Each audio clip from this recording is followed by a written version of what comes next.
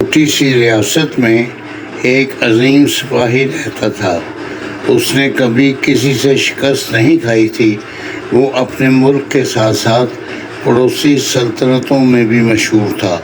بہت سے نوجوان اس کے پاس جنگی ہنر سیکھنے آیا کرتے تھے۔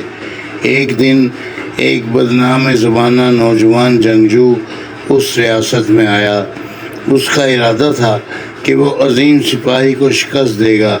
یہ نوجوان نہایت طاقتور تھا اور اس کی خاص مہارت یہ تھی کہ وہ اپنے دشمن کی کمزوری تلاش کر لیتا اور اسی پر وار کر کے اسے شکست دیتا۔ اس کے لیے وہ ہمیشہ دشمن کو پہلے حملہ کرنے پر اکساتا اور اس کے انداز دیکھ کر اس پر غالب آ جاتا۔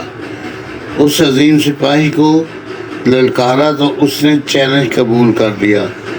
مقررہ دن دونوں آمنے سامنے آ گئے۔ جیسے ہی مقابلہ شروع ہوا، نوجوان سپاہی نے اس سپاہی کو گالیاں دینا شروع کر دیں اور اس کی تضحیک کرنا شروع کر دی تاکہ وہ غصے میں آ کر پہلے وار کرے۔ اس نے کافی دیر تک اس کی توہین کی اور بدزبانی کی، لیکن بوڑھا سپاہی خاموش اور پرسکون کھڑا رہا اور اس کے ہر انداز کو بغور دیکھتا رہا۔ آخر کار نوجوان تھک گیا اور اپنی شکست سامنے دیکھ کر میدان چھوڑ کر بھاگ نکلا۔ شاگردوں نے یہ سب دیکھ کر ناراضگی کا اظہار کیا اور کہا، اے استاد، آپ نے اتنی توہین کیسے برداشت کر لی؟ آپ نے اسے سبق کیوں نہ سکھایا؟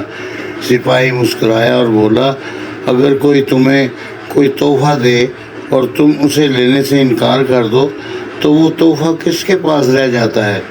ایک شاگرد نے جواب دیا، اسی کے پاس جس نے دیا تھا۔ بوڑھے سپاہی نے کہا، بالکل، جب اس نوجوان نے مجھے گالیاں دیں تو میں نے اسے قبول نہیں کیا۔ اب سوچو وہ کس کے پاس نہیں، صرف دینے والے کے پاس۔ اسی طرح زبانی گالی یا برا بھلا کہنے والے کے ساتھ اپنا وقت اور توانائی ضائع مت کرو۔ کچھ دیر خاموش رہو، وہ خود ہی اپنی طاقت کھو دے گا۔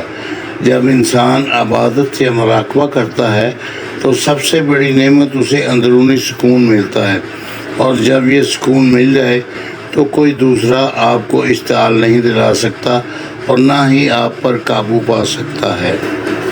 اگر کبھی لڑنا ہی پڑے تو اندر سے پرسکون رہ کر لڑو، بغیر غصے کے۔ اس طرح سے تم غالب آ جاؤ گے۔